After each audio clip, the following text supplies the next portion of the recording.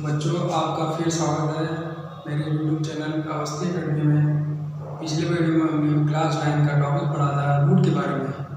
आज हम लोग जानेंगे क्लास 10th में एक बहुत ही बढ़िया चैप्टर है ट्रिग्नोमेट्री। उसमें कुछ स्पेसिफिक एंगल्स के बारे में वैल्यू पढ़ते हैं, कुछ स्पेसिफिक एंगल्स की वैल्यू पढ़ते हैं हम लोग। तो उनको लर्न करना थोड़ा कठिन पड़ता है कुछ बच्चों के लिए। तो आज हम जानेंगे कि ये वैल्यू हम लोग कैसे लर्न कर सकते हैं आसानी से। एक ट्रिक तो नहीं कह सकते हैं, लेकिन कुछ अच्छा आसान तरीका है जिससे हम आसानी से ये टेबल याद कर सकते हैं। ये टेबल बहुत इंपॉर्टेंट है क्लास 10th में। तो 2-3 एक्सरसाइजें हैं जिससे इनके क्वेश्चन सॉल्व होते हैं। बाकी 11th क्लास 12th क्लास में हम लोग जो जैसे जैसे आगे पढ़ेंगे, फिजिक्स में भी इन वैल्यू का बहुत यूज है। तो ये वैल्यू याद होना बहुत ही ज़रूरी है। तो हम देखते हैं कि ये वैल्यू कैसे याद की जाती है। एक तरीका है सरल जिससे हम लोग समझ सकते हैं। तो ये हमारे सामने टेबल बनी हुई है, इसमें एंगल्स लिखे हुए हैं। जैसे पहला लिखा है साइन, तो साइन, कॉस, टेन, कॉसेक, सेक, कॉट, ये है हमारे ट्रिग्नोमेट्रिक रेशियो। 6 ट्रिग्नोमेट्रिक रेशियो है हमारे। इनमें हमारे एंगल्स जिन एंगल्स की वैल्यूज पढ़नी है वो एंगल्स है हमारे 0 degree, 30 degree, 45 degree, 60 degree, 90 degree. ये हमारे कुछ एंगल्स हैं। अब हम इनकी वैल्यूज तो हमने बुक में देखी है, लेकिन इनको ये लर्न कैसे करें। ठीक, हमें ये नहीं जानना है कि ये वैल्यू कहाँ से आई, क्योंकि इनका कोई यूज नहीं है अभी 10th के लेवल पर। इन वैल्यूज़ को कैसे आई हैं ये निकालने का कोई यूज नहीं, बस हमें ये इन वैल्यूज़ को लर्न करना रहता है। तो हम आज देखते हैं कि हम लोग कैसे लर्न करते हैं। ठीक, तो सबसे पहले हम साइन के बारे में देखते हैं। तो साइन में केवल हमें काम ये करना है कि हमें केवल साइन एंगल की वैल्यू याद कर लेनी है। उससे बाकी सब एंगल्स की साइन रेशियो की वैल्यू याद कर लेनी है। उससे बाकी सब जितने भी 5 बचे हुए ट्रिग्नोमेट्रिक रेशियो सबकी वैल्यू याद हो जाएगी। तो सबसे पहले हम देखते हैं कि जैसे साइन थीटा है, तो साइन थीटा एंगल होता है। तो साइन 0 डिग्री अगर एंगल होगा तो उसकी वैल्यू क्या होती है 0 डिग्री। साइन 30 डिग्री की क्या होती है 1/2। साइन 45 डिग्री की क्या होती है 1/√2। साइन 60 डिग्री की क्या होती है √3/2। और साइन 90 डिग्री क्या होती है 1/2। केवल हमें साइन ट्रिग्नोमेट्रिक रेशियो जो साइन है उसकी वैल्यू याद कर लेनी है, बाकी सबकी आसानी से इसी से ही याद हो जाएगी।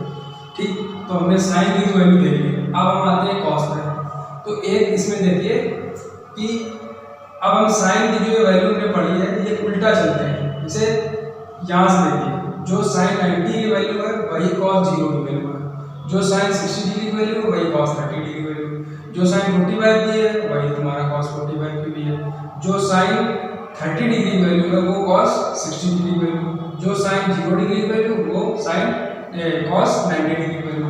तो साइन की वैल्यू इस तरीके से चली है, और बस इसी को उल्टा अगर हम चल जाए तो ये हमारी सेकंड टेबल में कॉस की वैल्यू थी।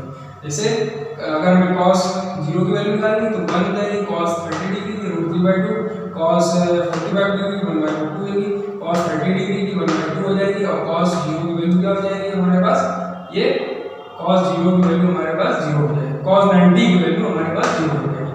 तो साइन की इस तरीके से वैल्यू चलती है। और कॉस की अगर हमें कॉस की लर्न करनी है तो पीछे से साइन में 90 से अगर चल जाएंगे तो हमें कॉस की वैल्यू भी याद हो जाएगी। एक चीज़ और इसमें पूछा जाता है कि ट्रिग्नोमेट्रिक में रेशियो में जो 6 रेशियो हैं उनमें ऐसा कौन सा एंगल है जिसकी वैल्यू 0 डिग्री से लेकर 90 डिग्री के बीच में बढ़ती है। ये क्वेश्चन पूछा जाता है। तो ये हमारा साइन एंगल है। देखो बाकी सब एंगल्स में देखते हैं, जो साइन हमारा ट्रिग्नोमेट्रिक रेशियो है तो उसमें देखो पहले 0 थी, फिर 1/2 हुई, फिर 1/√2 हुई, √3/2 और लास्ट में कितनी होगी 1। ठीक, तो अगर हमें कॉस याद करनी है तो हम पीछे से चल लेंगे 1 √3/2, 1/√2, 1/2 और 0। ये हमारा कॉस का हो गया। उसके बाद हम आते हैं 10 पे। तो 10 की वैल्यू कैसे याद करेंगे, तो हम लोगों के पास एक फॉर्मूला बना है। tan थीटा बराबर भी होता है साइन थीटा अपॉन में कॉस थीटा। ठीक, अब हमें साइन और कॉस की वैल्यू तो याद हो गई है। तो अब हमने निकाली tan। तो जैसे हम tan 0 की वैल्यू चाहिए तो यहाँ पे थीटा की जगह 0 ले लेंगे। tan 0 बराबर में क्या हो जाएगा यहाँ पे साइन 0 अपॉन में कॉस 0। ठीक, अब साइन 0 की वैल्यू हमने पढ़ी है क्या है 0, और कॉस 0 की वैल्यू हमने पढ़ी है क्या है 1। यहाँ पे 1 और 0 1 क्या आ जाएगा हमारे इसी प्रकार से ध्यान दें, मतलब इसका ऐसे अगर हम डिवाइड करा दें तो हमें 10 की वैल्यू मिल जाएगी। ठीक, तो फिर हम लोग टेबल में देखते हैं क्या कि साइन में यहाँ पे हमें 10 जीरो की वैल्यू देखनी है। 0/1 क्या हो जाएगा 0, 1/2 और √3/2, 1/2 और √3/2। जब फ्रैक्शन ऊपर फ्रैक्शन होता है तो ये कैंसिल हो जाता है, हमारे पास क्या मिला 1/√3। तो हमारे पास ये 10/30 की वैल्यू क्या आ गई 1/√3। इसी प्रकार से दोनों सेम सेम में कट जाएंगे, क्या आएगा 1।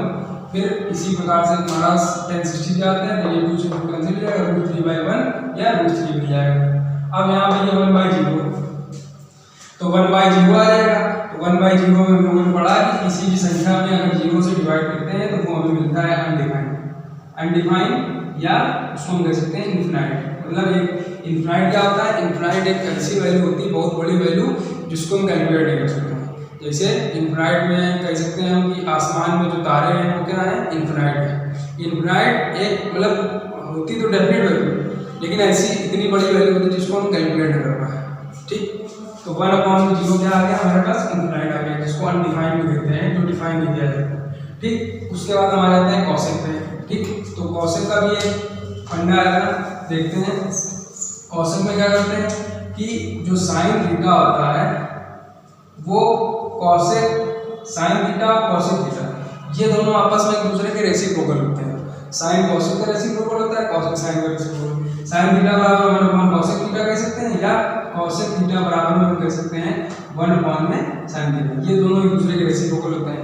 अब हमें अगर कॉसेक 0 की वैल्यू निकालनी है, कॉसेक 0 डिग्री, तो यहाँ से अगर हम क्या कर सकते हैं 1/, कॉसेक 0 बराबर 1/, साइन 0।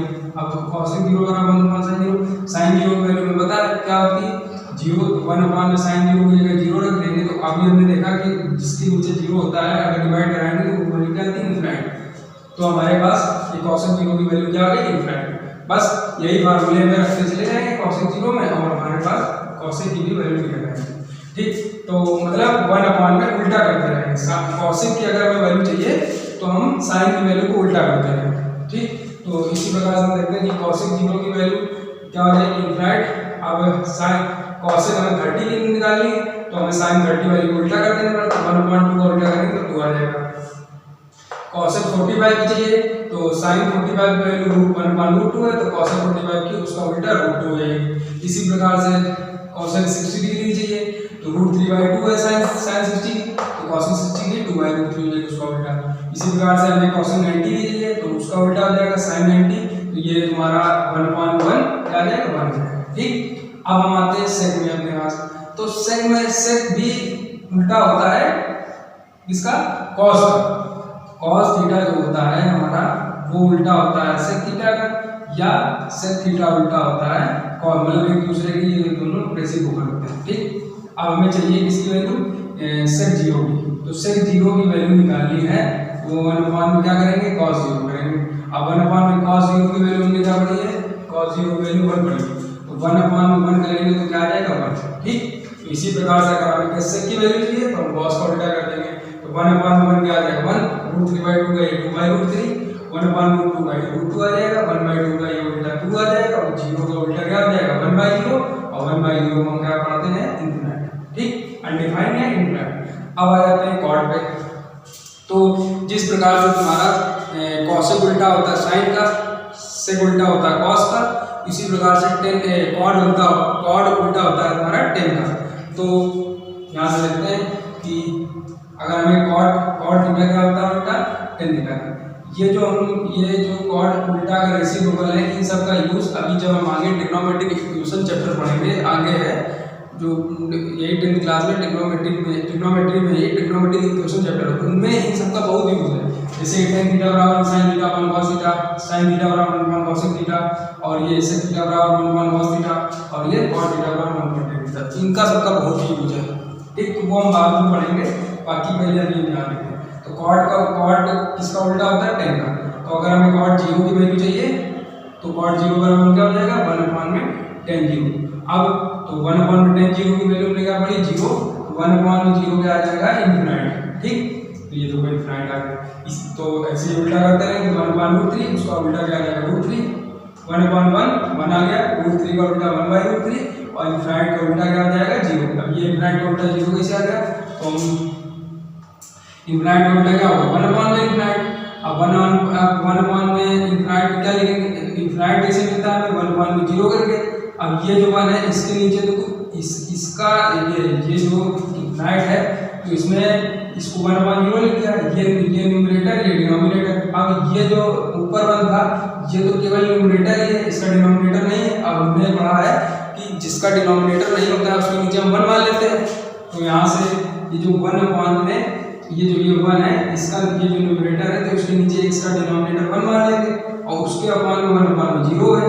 ठीक, तो फ्रैक्शन के ऊपर जब फ्रैक्शन होता है तो क्या होता है, फ्रैक्शन के ऊपर जब ये 1/∞ जीरो कैसे बना, तो ये जब यहाँ से इसका इसमें मल्टीप्लाई हो जाएगा। जब फ्रैक्शन के ऊपर फ्रैक्शन होता है तो फर्स्ट और फोर्थ का मल्टीप्लाई होता है, सेकंड और थर्ड का मल्टीप्लाई होता है। तो यहाँ पे हम समझ लेते हैं, इसको थोड़ा इरेज कर दे रहे हैं, यहाँ पे समझ लेते हैं। ये लिखा है 1/1 और ये लिखा है 1/0। तो फर्स्ट और फोर्थ का मल्टीप्लाई और सेकंड और थर्ड का मल्टीप्लाई होता है। तो यहाँ से 1 का 0 में मल्टीप्लाई होगा तो ये 1 × 0 और नीचे ले जाएगा 1 × 1। तो ये 1 × 0 आ जाएगा 0 और 1 × 1 आ जाएगा 1। तो 0/1 क्या आ जाएगा हमारा 0। तो ये हमारा इस प्रकार से 1/∞ कैसे 0 बना, ये ऐसे हम समझ सकते हैं कि 1/∞ 0 कैसे बना। ठीक, तो ये हमारी टेबल थी। इसी प्रकार से हम टेबल को लर्न कर सकते हैं, बहुत ही सिंपल तरीका है। अगर हम 3-4 बार प्रैक्टिस कर लें बिना देखे, पहले तो हम देख के बनाएं फिर उसके बाद 3-4 बार प्रैक्टिस बिना देखे कर लें, टेबल पूरी जबान पे लर्न हो जाएगी। तो टेबल का बहुत यूज है 10th क्लास में, तो हमारे चैप्टर में एक्सरसाइज भी है एक्सरसाइज। बाकी 11th क्लास 12th क्लास में मैथ में तो इसका यूज है ही है, लेकिन फिजिक्स में भी है।